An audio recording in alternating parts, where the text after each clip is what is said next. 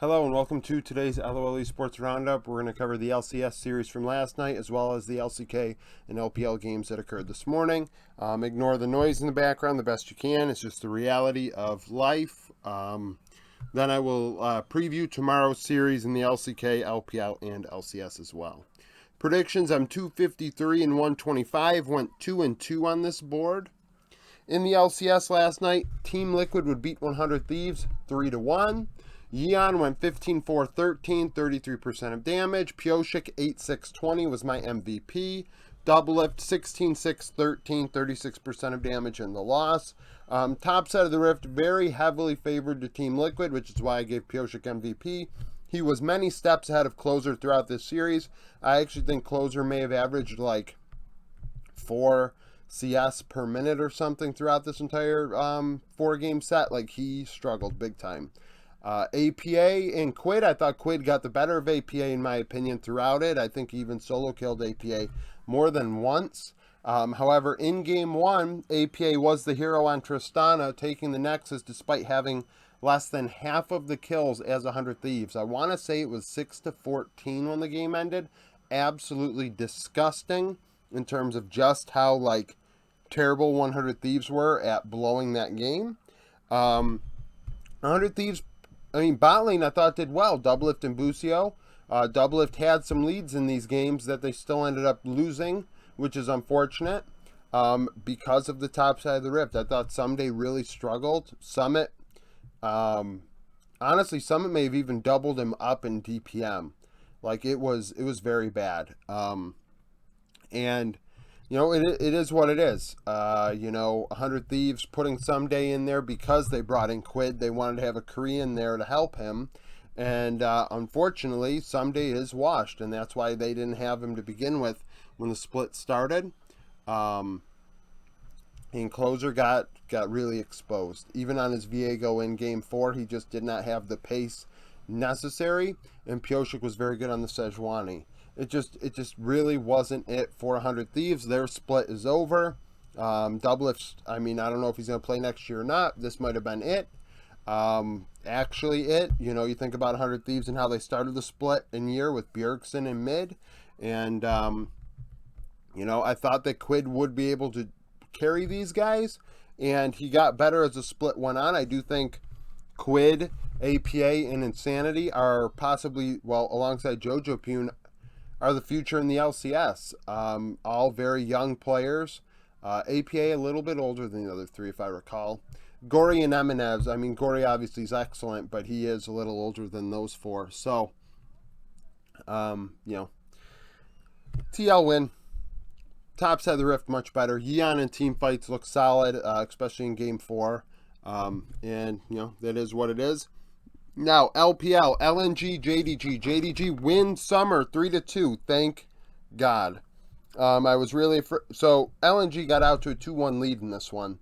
And I thought for sure we were looking at the double elim reset nonsense bullshit that I hate. And JDG pulled it out. Knight was MVP, 17, 11, and 15, 27% of damage. I thought in games 4 and 5, he came in clutch on the Ari and the Nico to make the difference. Ruler, 10, 7, 18 in the 80 carry slot. Scout, 16, 8, 21, 29% of damage in the loss. This series started a little chaotic, and then it slowed way down. We had a LCK-style series on our hands after the first few games. As JDG figured, hey, if we slow this down and we just focus on team fighting, we can win. Top side of the Rift, I guess, I really hadn't paid attention much to the rumor mill, but 369 pulled himself out of Asia games because of wrist problems. And I'm not saying that was the issue today at all. Even on the Discord, I had said, I guess this doesn't matter if LNG wins because 369 is hurt. But in seriousness, that is something to monitor. Luckily, he'll have a break skipping Asia games between now and Worlds to help his wrist. But this is a reality in, esports. Your wrists, your hands, all that fast twitch muscle movement and all that jazz. We saw it take Uzi's prime. We see it possibly affecting Faker now later in his career. We've seen other players where splints on their wrists and things on their wrists and their hands and stuff. And it's a reality. Like, in traditional sports, it's a lot to do with your joints that you use, your knees, your elbows, your shoulders, hips. But in esports, it's your wrists and a bit of your elbow. And so that's a thing. I just want to touch on that. In this series, I thought Zika got the better of 369 across the first 4 games, but in Game 5, when it mattered most, Zika struggled, dying a few times, where LNG's whole team wasn't really dying except Zika. I thought Tarzan was really setting a good pace against Kanavi. Kanavi was put on Sejuani duty in, I think, 4 of the 5 games. So very one-dimensional, which was a weird look out of JDG. Early on in the split in the series as well, JDG playing heavy, facilitator-oriented. We saw 369 on facilitators as well as Knight simultaneously, leaving Ruler as the only carry. And I don't really like that look, especially in this current meta where you see double 80 carry comps, you see strong mid lane champions. The facilitator mid meta is gone. And you need to have 2 carries on your team, whether it's top or mid, and facilitate the other way. And it just really didn't look great. That's why Scout's KDA is so good, and his damage is a little bit higher than Knight's, because they were keying in on putting Scout as the carry in this one and going with, a mid top that like can play, like you look at Kesante, facilitator a bit, but also could carry team fights, right? And Scout mostly carry oriented mids. Bot lane, Gala and Hung. In Game 5, Gala Ziggs struggled big time. A lot of people wanted to blame Tarzan's Lilia, which did not look great. We look at that matchup of Lilia and Sejuani.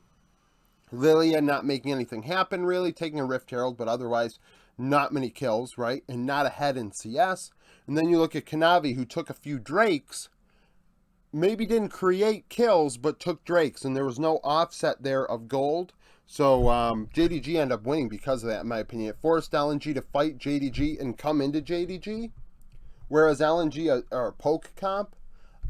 So it forced LNG to have to answer JDG at the Drake pit, and they would lose those team fights. A lot to do with Knight on the Nico in Game 5.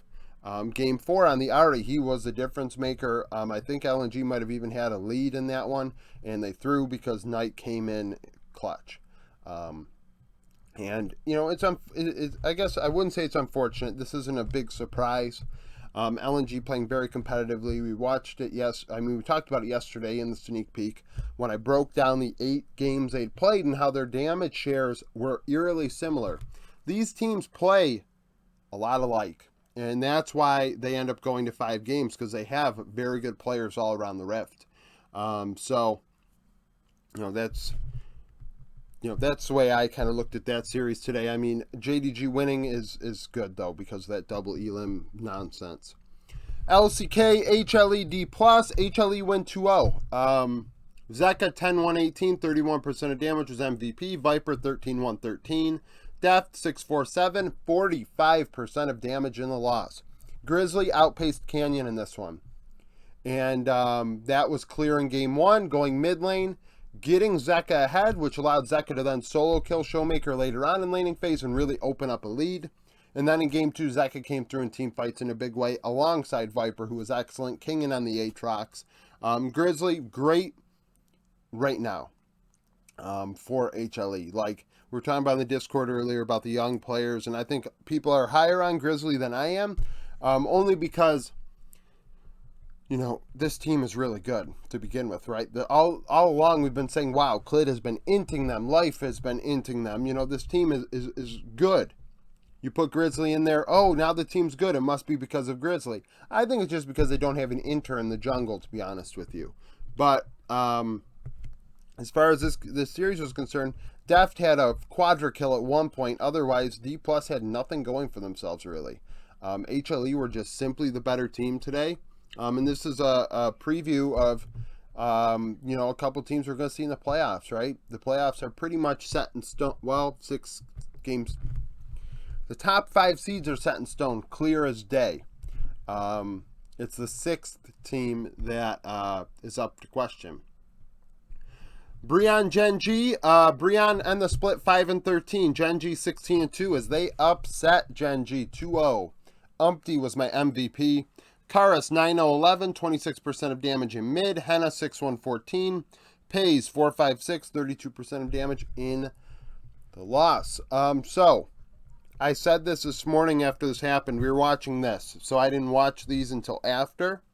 But when I saw that this had happened, I said, well, and I mentioned in the sneak peek yesterday, Brian had players that are playing for their careers. Umpty, Henna, Effort, I think are all playing for their careers today. As far as LCK is concerned, Umpty is 24, Henna is 24.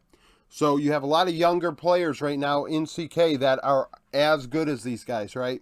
And we see time and time again Korean players being imported out to minor regions later on in their careers, especially into Latin America, LJL, CBLOL. LCS, not so much. It's not a minor region to begin with, despite, the silliness. But they also don't usually import older players like that. And Umpty came through clutch. He got the Lilia in game 2. Lilia is a Umpty champ. If I recall correctly, I think over the last year and a half, he's the one that's pulled out Lilia more than anybody else in LOL Esports 4 major regions. I think if I recall when I did those pick ban videos, when I went over patches over the last year, and Lilia was mentioned, Umpty was alongside that mention. So coming through clutch in game 2 on that. Game 1, excellent. I thought Karas looked very good in game 2 as well. Morgan setting things up, really zoning on a Renekton. Gen G just threw up a dud. I think that they thought it would be a pushover. Maybe they thought KT would easily beat Sandbox and therefore they had nothing to play for, but they really did have something to play for when you think about it, because if they win, KT has to win or they're the seeds are swapped. Gen G, though, could have treated it like a glorified scrim. They played Rumble Jungle in game 1. First time I believe they had Rumble in the LCK in the jungle in about almost 800 days. So it was a long time. But, Gen G's carries didn't show up. Chovy, Pays, Doran, just wasn't the case. Bro playing for their lives, right? In their careers. Sneak peek for tomorrow, LCK, Kwangdong Freaks, DRX. Kwangdong 4-13 coming off of a loss to T1. DRX 5-12 coming off of a win against Brion when they played earlier in the split. Kwangdong won 2-0. Dudu, Young J, Taeyun would go 28, 9, and 42, 1,689 DPM. That was 69% of the team's damage in that one. Rascal Krakow Podak would go 19, 23, and 27 for 1,560 DPM. So not much less damage in 65% of the team's damage. So honestly, these teams' profiles were pretty close despite it being 2-0 one-sided. It ended one-sided as a 2-0. But the damage is not all that different. DRX now with Fate in mid instead of Kiahu. And KDF with Andal instead of June at support. So it is a different matchup. Live Sandbox KT. Live Sandbox 5-12 coming off of a loss to T1. KT 16-1 coming off of a win against Nongshim. Last time they played, KT would win 2-0. BDD went 7-6-10, 32% of damage. Closer 2-4-5, 32% of damage in the loss. Sandbox have something to play for, aka 6 seed, especially if DRX win this one. That forces Sandbox to win this series. And KT have nothing to play for, so we'll see what occurs there. LPL, I believe it's LNG into EDG. So this is regionals. Winner plays the winner of Top and Weibo. LNG are 12-4, EDG 8-8. Last time they played, LNG won 2-0. Scout went 13-2-15, 36% of damage in the win. Fofo went 2-8-3, 14% of damage in the loss. That's a big mid-diffy, one could say. 36% to 14%. That was a canyon of a difference. And, this is going to go back to the whole, actually, in all seriousness, this is a thought I have. So this whole double elim without reset stuff, and people say, oh yeah, well, the team in the winner's bracket, they get to watch the team in the loser bracket play, so they get to scout them. So we'll see if EDG were able to scout LNG this entire time, and if it makes a difference. And then I might hear, oh well, but EDG aren't very good, so it's a hard look to make, you know, it's a false, false look at it, right? Because EDG are already not very good, and it's like, yeah, but all that scouting, all that time that they get to watch should make a difference, right? Yeah, we all know that's not actually true. LCS, NRG Golden Guardians, NRG 9-9, Golden Guardians 13-5. NRG won both matchups. FBI went 13-7-15, 31% of damage leading the way. Stixay 12-3-9, 32% of damage combined in the loss. So they were both very close series. The damage output was very close, but NRG win both of them. NRG have a knack for beating teams that are very good and losing to teams that stink. So with that in mind, they have a test ahead of them tomorrow afternoon. So that's it for the roundup. Thank you for watching. If you like the video, like it, subscribe to the channel for daily League of Legends content. Follow me on Twitter, join the Discord, become a YouTube supporter, and I hope to see you again tomorrow.